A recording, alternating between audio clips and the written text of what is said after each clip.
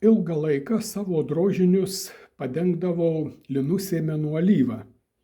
Tai klasikinis būdas, bet alyva turi kvapą, todėl pradėjau naudoti tungų aliejų. Jis taip pat yra ekologiškas, be jokių priedų, tačiau nors kvapas jo mažesnis, silpnesnis, tačiau vis tiek išlieka. Ir kai kurie alaus mėgėjai tą kvapą gerdami alų iš medinio kaušo jaučia. Šiandien panaudosiu biofos alyvą, kuri yra pilnai ekologiška, padaryta iš linų sėmenų ir kitų aliejų mišinio, tinka stalviršiams, vaikų žaislams ir tinka sąlyčiui su maistu. Šitą alyvą reikia tepti 2 sluoksniais ir ją galima tonuoti. Tai ir išmėginsiu, kaip ta alyva tonuojama, nes savo drožiniams noriu kai kurias vietas padažyti truputėlį kitą spalvą. Čia yra alyvos tonavimo priemonė.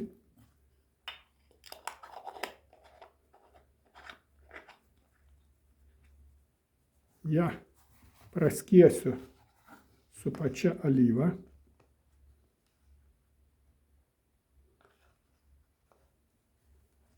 Ir išmėginsiu, kaip ji tonuoja tam tikras drožinių vietas. Va, pavyzdžiui, šito kaušo mazgą, kad įsigertų giliau.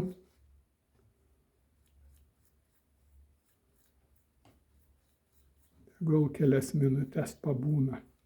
Po to pavalysiu. Kito kaušo štai toks raižinys. Irgi.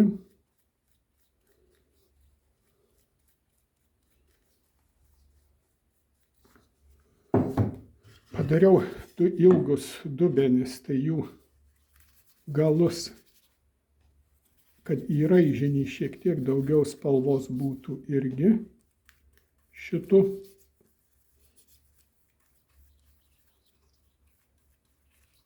Alyvos ir pigmento mišiniu.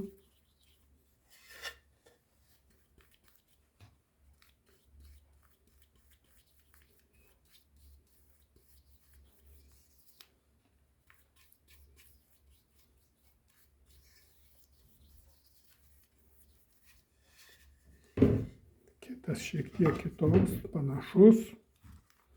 Irgi.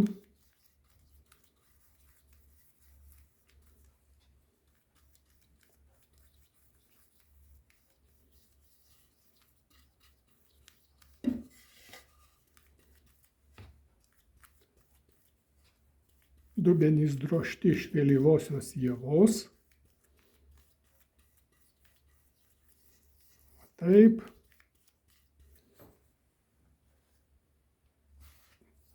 Dabar bent kiek apvalysiu.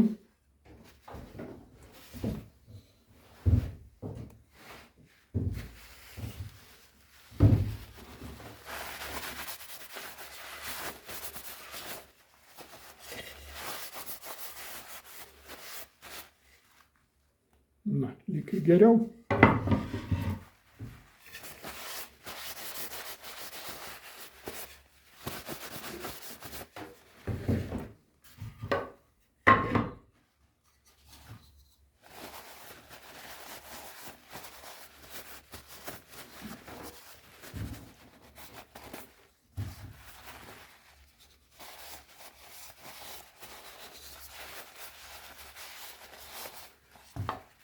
Puiku. O dabar jau su ta alyva tepsiu kaušus skirtus alui gerti. Juos išdrožiau iš beržo kelmo medienos. Tai pasižiūrėkim, kaip turėtų atsiverti medžio rievių raštai. Jie yra kelmo dalyje persipynę ir patepus alyvą išryškėja tas jų pasikeitimas krypties, kuris išdrožus ir nušlifavus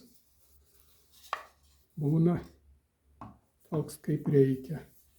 Alyva šiek tiek tirštoka, gal reikėjo ją pakaitinti, bet tepasi gerai ir turėtų įsigerti į medieną, ją pilnai apsaugoti, atstumti vandenį. O ar kvapas bus? Po kokios savaitės, po antro sluoksnio nutepimo galėsime patikrinti, kaip ten iš tikrųjų šita nauja alyva. Štai va vienas kaušas jau nuteptas. Dabar nutepsiu antrą. Jis yra darytas iš to pačio medienos gabalo ir jame taip pat raina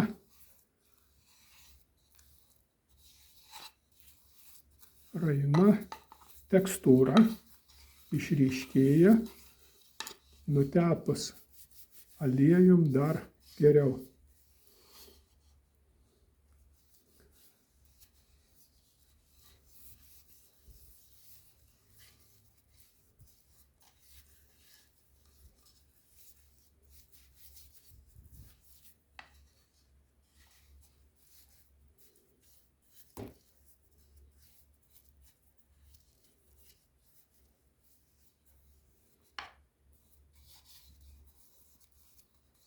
Čia pirmasis sluoksnis alyvos, kai išdžius, reikės pašveisti ir nutepti antru sluoksniu.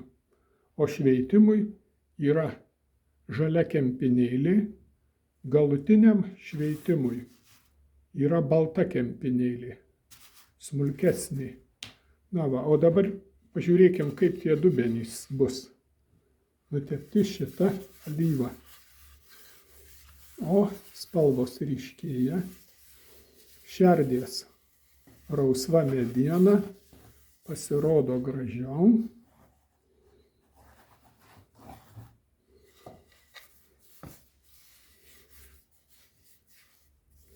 Taip pat ir į raižinius įtrintas pigmentas išryškėjo. Na va, čia lotyniškai užrašiau prunus serotiną, kad tie, kas įsigytų, žinotų, kokia čia mediena yra panaudota.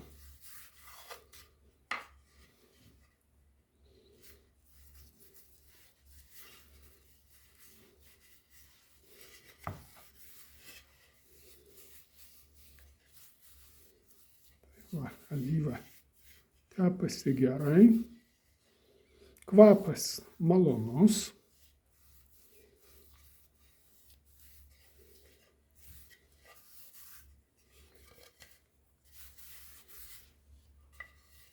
Visas dubuo bus toks.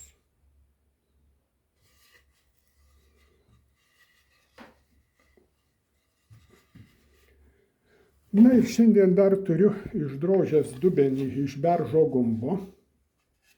Tai buvo labai didelis beržo gumbas, bet buvo jo vidus išpuvęs. Štai šita juoda dalis jau apmirusi, o gyva buvo tik paviršinė lukšto dalis. Tai didžiąją dalį išmečiau, palikau tik tą, kur sveika, drožiau, šlifavau, irgi pasižiūrėkim, kaip aliejus šitą gumbą keičia. Kadangi mediena buvo dalinai sveika, dalinai jau apmirusi, tai tas ir spalvų žaismas ryškesnis negu kad vien iš sveikos baltos medienos būtų drožta. Kartais tokie papuvę radiniai gerai pasiteisina, o kartais, jeigu atsiveria kokia skylė, jau jie būna netinkami. Na va.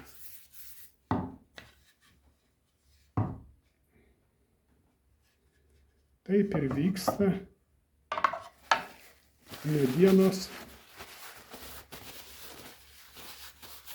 impregnavimas alyva. O šiandien naudoju štai tokią alyvą.